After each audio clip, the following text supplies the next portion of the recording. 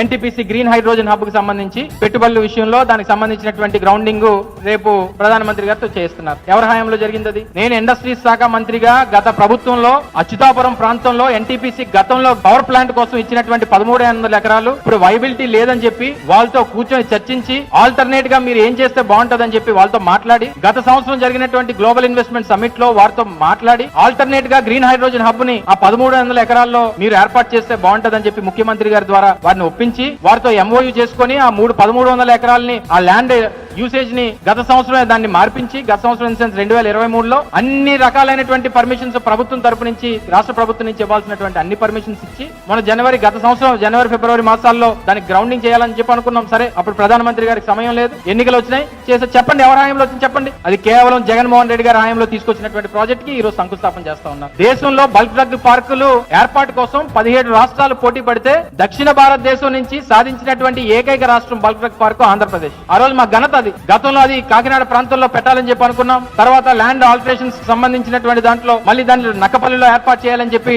దాని నిర్ణయం తీసుకొని దానికి కూడా నేను మంత్రిగా జగన్మోహన్ రెడ్డి గారితో మాట్లాడి ఆల్టర్నేట్ ల్యాండ్ మనకి నక్కపల్లిలో ల్యాండ్ ఉంది, ఆల్టర్నేట్ ల్యాండ్ గా నక్కపల్లిలో దాదాపు 4500 నుంచి 5000 ఎకరాలు ఉన్నాయి, అక్కడ ఏర్పాటు చేద్దామని చెప్పి నిర్ణయం తీసుకొని ఆల్టర్నేట్ ల్యాండ్ ప్రపోజల్ పంపించింది మేము. దానికి ఈ రోజు శంకుస్థాపన చేస్తా ఉన్నాం. ఇందులో మీ ఘనత ఏముంది చెప్పండి. రైల్వే జోన్ కి సంబంధించి మున్సిపల్ కమిషనర్ జనవరి 2, 2024 52 ఎకరాలు రైల్వే శాఖ ఇచ్చినటువంటి ఆర్డర్ ఇది, ఫైల్ నెంబర్ తో సహా ఉన్నాయి. వాళ్ళు మా ప్రభుత్వంలో అసలు ల్యాండ్ ఇవ్వలేదని చెప్పి లేనిపోయినటువంటి తప్పుడు ప్రచారాలు చేశారు. ఇవన్నీ కూడా జగన్మోహన్ రెడ్డి గారి హయాంలో చేసినటువంటి దానికి మీరు చప్పట్లు కొట్టి మీరేదో ఘనత సాధించినట్టు గొప్పలు చెప్పుకొని చెప్పండి. ఇందులో కూడా చెప్పండి, జగన్మోహన్ రెడ్డి గారి హయాంలో వచ్చినటువంటి ప్రాజెక్టులకే రేపు శంకుస్థాపన చేస్తున్నామని చెప్పి చెప్పండి.